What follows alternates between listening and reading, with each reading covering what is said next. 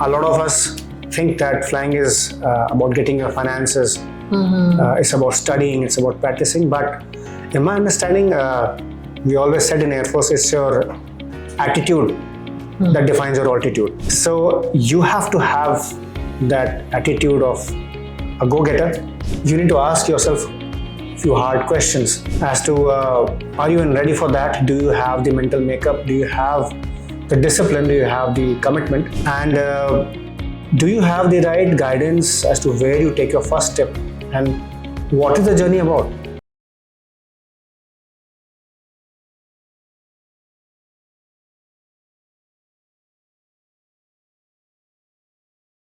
So, welcome to the show. Thank you, Mokshita. Thank you so much for joining us. Yeah. Okay, so before we start, let me just give you the context of this podcast and to everyone you watching this show. This episode is entirely based upon the students who wants to explore aviation as a career and how industry looks like. And the questions I would be asking could be very basic but very important for those. So let's begin. Yeah, everything starts with basics. I think that leads us into the more complicated things later. Absolutely. So before we jump into the aviation process or anything about it, let's just talk about your story first. Like how you started and what were the major challenges. And aviation was the first thing you ever dreamt of, or maybe it just came along the way. Well, as far as I remember, I have always wanted to be a pilot, right from when I was a kid in school days. And after class 12th, I applied for National Defence Academy. Thankfully, I qualified. That's great. I got into flying branch in 1997, June. I got commissioned into the Indian Air Force. And I flew fighters, MiG-21s. Thereafter, a lot of turn of events, I went on to helicopters. Okay. I flew UAVs as well. Did a good amount of flying in Air Force, quit in 2020. And I did my licenses. I did a fixed wing license, I did a helicopter license. And I joined commercial aviation, been flying since 2026, 6 years now into civil aviation. So when I talk about challenges, like any other specialty, any other job that we choose in life, it's got a fair amount of challenges. It's been interesting, it's been exciting. It's been difficult at times. But yes, at the end of the day, it is satisfying. That's great. And it has to be. Yeah. So what was the more challenging for you? Whether it was the training or studying or maybe the real experience when you into that real grounds? See, the biggest challenge of being a pilot is keeping yourself mentally there. Absolutely. Right. A lot of us think that flying is about getting your finances. It's about studying, it's about practicing. But in my understanding, we always said in Air Force, it's your attitude that defines your altitude. Right. So you have to have that attitude of a go-getter. You have to be self-critical. And you have to keep learning from your mistakes so that you stick around in this profession long enough. So yeah, for me, the challenges have been, it starts with your mental makeup. Okay. So when people hear the word pilot, one thing that comes up in mind, that is airlines, and that's what I personally feel like. But in aviation, there are a lot of things to explore, and it's only not restricted to airlines, what we usually see in the commercials or over social media. So I want you to tell me more about that. See, aviation is a very big field. Being a pilot is just a part of it. If you want to be in aviation, it doesn't necessarily mean that you're in cockpit only. You could be in ATC, you could be in ground handling, you could be handling the operations besides being in cockpit. So you need to figure out as to what you want to do. You want to be associated with aviation. For me, I wanted to be in a cockpit, so I chose to become a pilot. Now, when you come down to choosing your career as a pilot, it's still got a lot of ends that you need to meet, a lot of decisions in terms of a career path that you need to make. And you need to ask yourself few hard questions as to are you even ready for that? Do you have the mental makeup? Do you have the discipline? Do you have the commitment? Do you have the finances? And do you have the right guidance as to where you take your first step and what is the journey about? When I was coming to aviation and when I see the youngsters these days coming into aviation, we have romanticized aviation to such an extent that when you see the realities, when you see the background stories and what happens before you get into cockpit, it can put you in a downward spiral. You need to understand that it's not a cakewalk. There is no direct path into the cockpit. You have to work your way around a lot of obstacles. More of them are personal that you need to groom yourself. You need to learn. And aviation is about constant learning. It never ends till the time you hang your uniform. Say if there's a young boy or a girl who wants to get into the cockpit, so what are the core choices he or she would get if they step in? Okay, that's a very good question. And this question brings a smile to my face because when I was young, like I told you, all I wanted to do was to fly. Right. But I did not know flying a jetliner, a commercial jetliner, how different it is from flying a fighter or a helicopter. So, yes, that question requires to be answered before you take your first step. Absolutely. So, I will broadly classify it in two categories only: military aviation and commercial aviation. Okay. Okay. So, if you want to get into military aviation, the obvious choice is to go through the Indian Air Force, your NDA, AFCAT. You could go through Army, you could go through Navy as well. There are various other routes, but yeah. And military aviation involves a different kind of mindset, a different kind of training. The operations and the flying has a definitive target. You are trained to use your aeroplane as a weapon. Okay. You're trained to use your helicopter or a fighter or an aeroplane towards a mission specific purpose. When it comes to commercial aviation, the prime aim is business. The prime aim is to get revenue from the flying. But yes, when it comes to being in cockpit, when it comes to manning your front office, there is nothing that beats aviation. You could be in either of the cockpits. If you have the passion for it, you will enjoy it anyway. Okay. So, what I'll advise a young aspirant is to figure out what exactly you want to do. Do you want to be in uniform? Do you want to fly for your country? Then be ready for a long haul, a lot of hard work, and stay in uniform. You could switch from military aviation into commercial aviation at a certain point in your career. It's not vice versa. You cannot come back from commercial aviation into military aviation. And the reason why? Reason is the selection process. Okay. Reason is the demands of both these genres, which are different. Commercial aviation is different. Military aviation requires a completely different mindset, different training, different objectives. Okay. So first, you should answer your question as to where do you want to go. You could start with NDA right after your class 12th. You could go to AFCAT right after your graduation. Okay. If you want to be a commercial pilot, you could again start right after your 12th and continue on that path. If you want to fly a fighter, if you want to fly for a country, it's military aviation for you. Simple as that. Okay. So say if I'm a student and I've decided to become a pilot, so what are the initial steps I need to take? Okay. Very pertinent question again.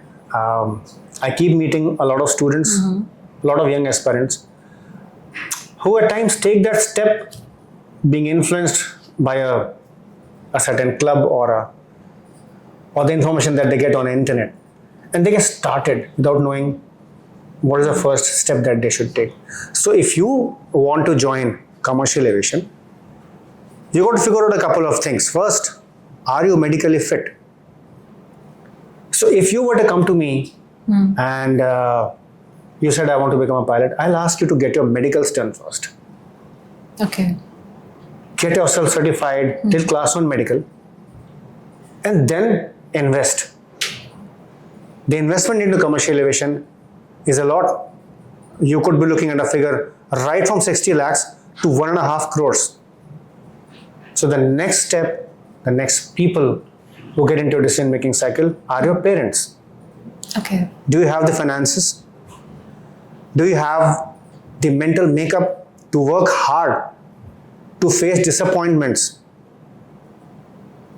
to prepare yourself every day and show up in the cockpit? And if the answers are yes, then you take the next step. Okay. Without thinking about flying for next 6 or 7 months, focus on the examinations. Pass your exams. Once you have your medical, once you have your ground subjects in your pocket, only then do the research on the flying institutes, and then decide whether or not you want to put your hard-earned money into civil aviation. I guess it's a long process just to analyze, like, is your interest is in the same or not?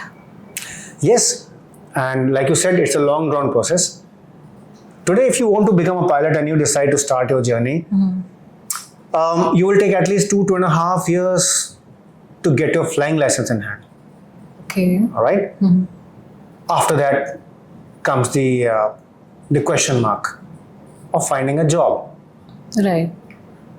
So there are no quick solutions. There are steps involved in this 2.5-3 years of journey. Think about the next step instead of thinking about what is at the end of the road. That makes your journey a little easier, doable. And then you can work around with each and every step. Seek guidance, meet the right people, and stay in the correct mindset to work hard. Okay, so one question is hitting me. Do a student needs to have a specific background, like say in my 12th, I haven't taken any subject related to science or anything. I'm from just say commerce background. Okay. Would that be easy for me to explore more? Yes, the requirement for DGCA, from the DGCA, is that you have your class 12th with maths and physics. Okay. In case you haven't taken maths and physics in class 12th, you can still do these from any open university. And then you can enroll for examinations, you can get through the license process. So it really doesn't matter. Yes, it's a good choice to pick up maths and physics right after class 10th. Okay, so it's better to contemplate each and everything Yes. just before the start. So this requires a little bit of planning. It doesn't start really at your class 12th level. It's best that you start figuring this out from class 10th onwards. Okay. And involve your parents at every step of the way, because there are finances involved. Absolutely. So for a student who say is in his 10th standard, so is that okay for him to take advice from the initial only? Yes. Career counseling these days, building your career, this process starts way before. Way before. So you need to constantly ask this question to yourself as to what you want to do. In case you want to get through to the NDA or through AFCAT or CDS, then the preparation has to start accordingly, 11th and 12th. It's like students, they prepare for engineering and medicals. Okay, your preparation starts from 11th and 12th. It is same for aviation. Okay. Aviation should not be a second or third choice, career choice for you, that if you couldn't do the X, Y, Z, then you jump into aviation. Of course you can do it, but then you tend to lose time. A good planning, a good perspective will get you on a straight path towards commercial aviation. So you must have gone through a lot of students' journey and must have noticed a lot of loopholes that or any bad decision they make. Yes. Are you aware of that? And I'm aware of that, and that's what I'd said in the beginning. You know, before you put your money, before you commit to a flying club, you have to figure out those two things: your medicals, your ground subject, and the third one is the availability of your finances. Normally, the biggest mistake the aspirants make is they jump in with their finances and put in the money for flying straight away. The path has to be other way around. Decision about getting into flying club and choosing a flying club should come much later. Okay. And meet industry experts, talk to people who are experienced. Do your research. Remember, every flying club will give you flying. That is the basic tenet of getting a license. Okay. But what happens after that? This is the question that a lot of students do not answer. A lot of aspirants do not answer before they start their journey. What after a CPL? What after you have finished a flying?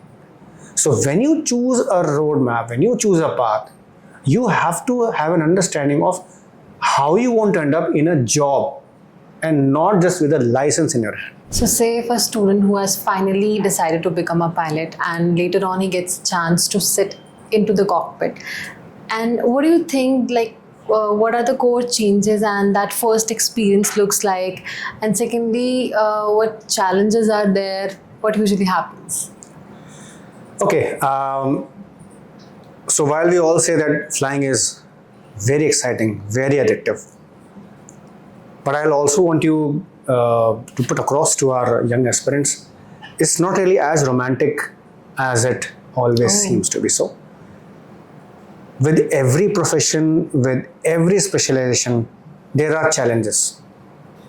It's not really all that glamorous every time. So this is the first thing I always tell the young aspirants, young pilot aspirants, that be ready for changes, be ready for shocks.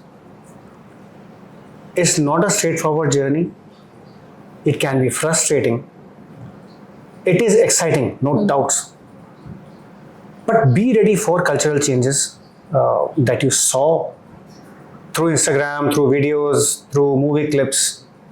Yes, you do look good, smart in a pilot's uniform. Yes, cockpit is an exciting space. But it is equally a place that demands hard work, that demands mental resilience. And that gives you an exposure that everything is not always that beautiful and hunky-dory. When I got into aviation first, when I got into commercial aviation first, I was shocked. And this, despite 23 years of aviation experience with the Indian Air Force. So yes, first and foremost, you should be ready for a shock. Then be ready for hard work. At times, people have a perception there's an easygoing life, there's a lot of money, there's a lot of glamour. It's not necessary that money will be enough or good enough every time you pick up a job as a pilot. You could start from a very average salary and then you work your way upwards like any other corporate job or any other profession. Okay. And the hard work and the studies, they do not end ever. This is one profession where you'll have to keep proving your proficiency probably every 6 months or every year. Okay. You have compliances, you have examinations, you have to maintain currencies and course validities at every step of the way every year. So this is a never-ending process. The next change or a challenge that comes is the deglamorization in aviation. Your biorhythms, your personal life at times, it could be hard to find a balance. Financially, you have to be prepared for a lot of financial backup. There are jobs in the market, but then you might have to sit at home waiting, trying, applying, appearing for interviews, and then you might land up your job. At the same time, you should be prepared to pick up any other job in cockpit so that you keep on flying. Okay. The license procedure, obtaining your license has its own stages. You go from your student pilot license to PPL, to CPL, to ATPL, and we will discuss about these terms in our next podcast maybe. Okay. So there are steps involved. It's better that you are aware of those steps rather than getting into it and then realizing that you never thought of these things. So as you mentioned that there's a lot of pressure, there's a shock when somebody gets into it. So is this pressure only about finances and there's a lot of mental pressure involved? So what do you think which is into the more heavier side? Frankly, finances is your parents' job. Let them handle it. You do not need to carry it to the cockpit. If you have taken a loan yourself, then of course, the burden of it, you tend to carry it every time you go for flying. Right. But in my understanding, if you go there as a young aspirant, your job is to work hard. Your job is to stay in the game. Your job is to prepare. Your job is to learn from your mistakes. True. And keep clearing every stage of your flying progress, your tests, your check rides, every touchdown, every takeoff, every checklist, your books. So yes, when you come to the cockpit as an aspirant, you have a certain job to do. Okay? Right.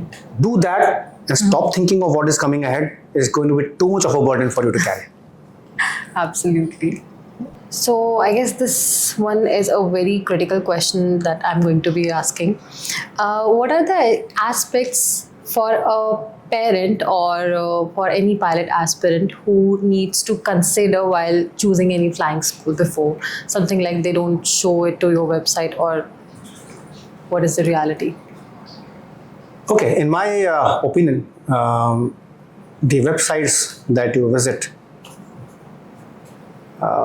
are just the initial ways to attract you into understanding or giving you sort of a candy. But parents and young aspirants must ask certain questions to that flying school, and I advise always to make a visit to that particular place, meet the instructors, meet the management people, and also meet the students who have been there to understand as to how things are functioning. You should focus on how many aircraft does the flying school have? What is the ratio of students to aircraft and instructors to the students? More often than not, the number of aircraft might be just 2, 3, 4 aircraft, and they could be about 150 to 200 students. So what are your odds of having a continuity in flying? Do you get to get into cockpit after 10 days, 15 days? Do you fly once in a day? Do you fly twice?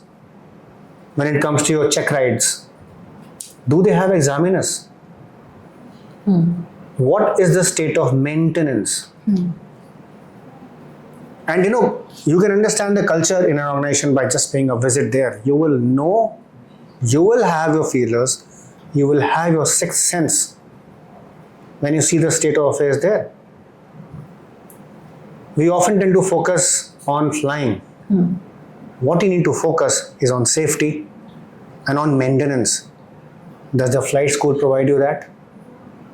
Does the flight school provide you adequate opportunities to get into the cockpit frequently? Right. All right. These things you will never find on the websites. Absolutely. Yeah. And what are the recurrent expenditures?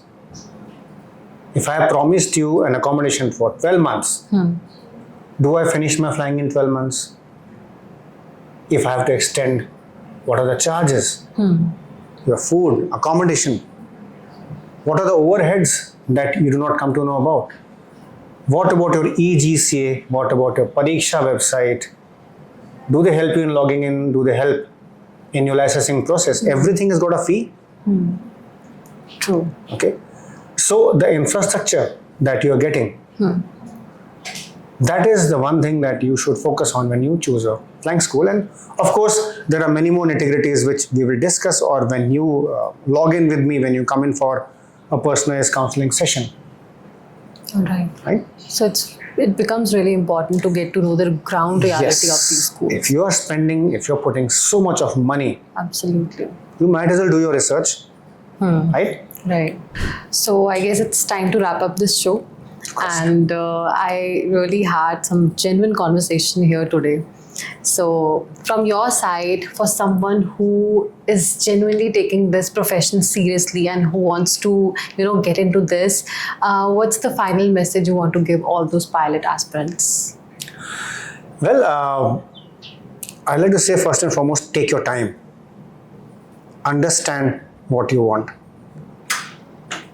Do your research first. Get all the information first. Don't jump into flying or a flight school. Don't invest without knowing what you're getting into. Okay? Research, plan, Yes. assess as to where you want to be after 2, 3, 4 years. And then take that first step. And the first step is not about getting into flying. It's about your medicals. It's about your exams. Absolutely true. Yes. Flying comes later. Right. So that was a wonderful message given by sir. And thank you so much for this lovely conversation. So insightful you have made this today. Always a pleasure, and I hope many more people get to see this and they try to understand what aviation is all about.